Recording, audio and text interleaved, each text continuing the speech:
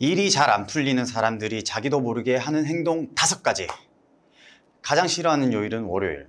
세상에 이상한 사람들이 넘치고 회사에는 또라이들이 너무 많다고 생각이 들고 사람들하고 만나면 짜증나는 일이 많아서 대체 왜 나한테만 이런 일이 생기나 하는 생각이 들 때가 있습니다. 나는 잘못이 없는데 자꾸 일이 안 풀리고 자꾸 갈등이 생기고 문제가 자꾸 꼬입니다. 자신의 삶이 문제가 생겼다고 생각이 들고 불행하다고 생각한다면 자신의 정서지능을 점검해야 됩니다. 다니엘 골먼이 정서지능은 성공의 80%를 좌우한다고 말했습니다. 정서지능이 높은 사람들은 대부분 더 성공적이기도 하지만 무엇보다도 더 행복합니다. 정서지능 부족을 드러내는 행동이 있을까요? 첫 번째, 자기 직업을 싫어합니다. 사회인이라면 삶의 대부분을 일을 하면서 보냅니다. 하루 8시간은 최소 일을 합니다. 분명 직장이 삶의 전부는 아니지만 우리는 직장에서 많은 시간과 에너지를 소모하기 때문에 이 자신의 직업과 직장은 자기가 선택을 하는데 그 직업과 직장을 싫어하면 행복할까요? 불행할까요? 생애의 3분의 1의 시간을 보내야 하는 직업입니다.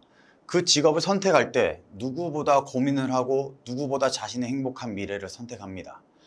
자신이 선택해놓고 싫어하는 것은 자기 탓일까요? 직업 탓일까요? 일이 혐오스럽고 견딜 수 없다면 계속하지 말아야 합니다. 모든 사람들은 스스로를 위해서라도 자기에게 맞는 자기 개발을 허용하는 일을 찾아야 합니다. 직업을 갖기 전 상상하던 직업과 실제 직업은 언제나 차이가 있습니다. 어떤 사람은 직업을 싫어하고 어떤 사람은 직업을 좋아합니다.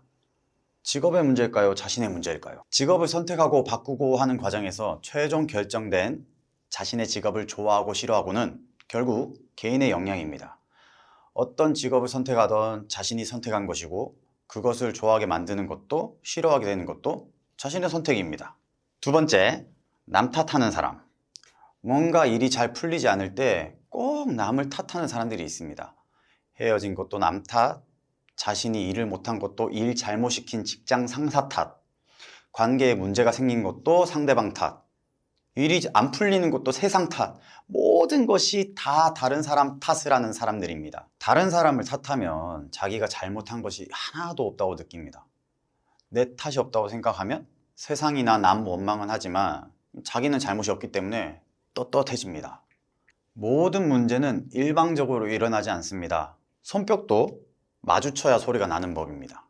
남 탓만 하면 자기가 성장하지 못합니다. 반성하고 조금 더 나아질 수 있는 기회가 없어집니다. 남 탓만 하는 사람은 어린 시절이 불안했던 사람들의 특징입니다. 이들은 무엇보다도 실수를 두려워합니다.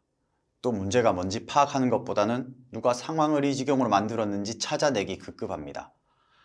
정서지능이 높은 사람들은 실수를 통해 배우려는 사람들입니다. 이들은 누구 잘못인지 식별하기보다는 문제를 어떻게 해결할 수 있는지에 초점을 맞춥니다.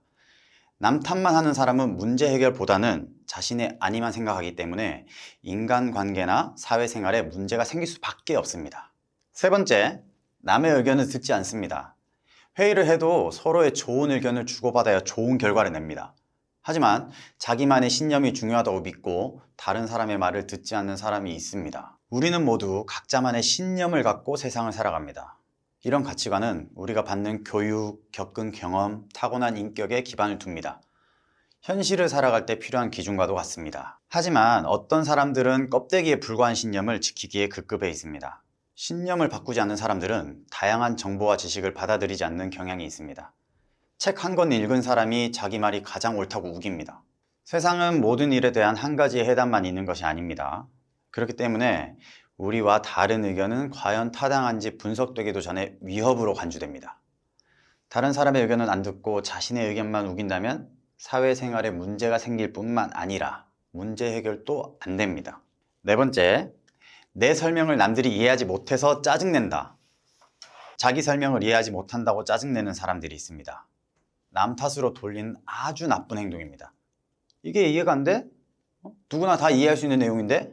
이런 말들을 하면서 이들은 공격적으로 캐묻습니다. 이는 그 사람의 이기심을 드러내는 행동입니다. 사람마다 정보를 처리하고 분석하는 방법이 다르다는 사실을 이해하지 못합니다. 자신이 상대에게 설명을 잘 못했다는 생각은 하지도 못합니다. 결국 별것 아닌 일을 크게 만들어 버립니다. 5번째, 농담으로 다른 사람 놀리고 의기양양한다. 웃는 것과 누군가를 비웃는 것은 매우 다릅니다. 감성 지능이 발달한 사람들은 그 차이를 이해하고 자기가 한 농담이 다른 사람에게 언제 불편을 줄지도 대충 예상할 수 있습니다. 반면 감성 지능이 낮은 사람들은 다른 사람을 탓합니다. 농담을 받아들이지 않는 사람들이 오히려 예민하다는 식으로 몰아갑니다. 듣는 사람이 기분 나쁜 농담은 농담이 아닙니다. 자기 농담이 재미가 없거나 누구에게 피해가 갈 수 있었다는 생각은 하지도 못합니다. 사람마다 가치관이 다르고 모든 농담을 재밌다고 생각하지도 않습니다. 감성지능은 분명 발전시킬 수 있는 능력입니다. 누군가에게는 쉽겠지만 아닌 사람들도 있습니다. 하지만 인간은 모두 더 행복한 삶을 꿈꿀 자격이 있습니다. 그렇기 때문에 정신지능을 높여 실천하는 노력을 해야 합니다. 감성지능을 높이기 위해서는 세 가지를 높여야 합니다. 감성지능은 우리의 감정을 관리하고 처리하는 능력입니다. 첫 번째, 자기인식 능력. 정서적으로 지적이고 건강한 사람들이 갖춘 미덕 중 하나입니다. 특정한 상황에서 자신의 행동을 반성하고 이로 인해 얻는 자기 자신에 대한 지식이 엄청나게 도움이 됩니다. 두 번째, 변화에 대한 개방성. 감성 지능이 높은 사람들은 변화를 두려워하지 않습니다. 그들은 다양한 상황 속에서 유연한 태도를 고수해야 한다는 사실을 알고 있습니다. 높은 수준의 감성 지능은 개인과 사회적 인간관계에 있어서도 더 나은 성과를 이끌어냅니다. 그들은 남들이 자신에게 하는 부정적인 비난을 들어도 더욱더 강해집니다. 이런 방면으로 현명한 사람들은 아무리 강도 높은 스트레스여도 잘 버텨냅니다. 세 번째, 발달된 정서 어휘력. 이 능력의 장점은 자신의 감정을 분명하고 정확하게 정의 내릴 수 있게 된다는 점입니다. 많은 사람들은 그들의 감정 상태를 나는 기분이 좋지 않아 정도로만 정의합니다. 이 진술은 상당히 애매합니다. 구체적으로 어떻게 기분이 나쁜가요? 감성 지능이 높은 사람들은 애매하지 않고 명확하게 자신의 기분 상태를 묘사합니다. 단어도 아주 다양합니다. 화가 나, 좌절감이 들어, 피곤해, 짜증나, 열받아 등등. 감성 지능이 높은 사람들은 자신의 감정을 숨기지 않습니다. 그들은 자신의 감정을 인식하고 인정하며 다른 사람들의 감정도 마찬가지로 이해합니다. 그들은 각각의 감정의 의미와 그것이 생산되는 맥락을 잘 알고 감정을 조절하며 적절하게 표현할 줄도 압니다. 정서적으로 지적인 사람들은 감정의 노예가 아닙니다. 반대로 그들은 그런 감정을 조절을 합니다. 이번 시간에는 일이 잘 안 풀리는 사람들이 자기도 모르게 하는 행동 5가지에 대해서 알아봤는데요. 다음 시간에는 좀 더 유익한 정보로 찾아뵙도록 하겠습니다. 감사합니다.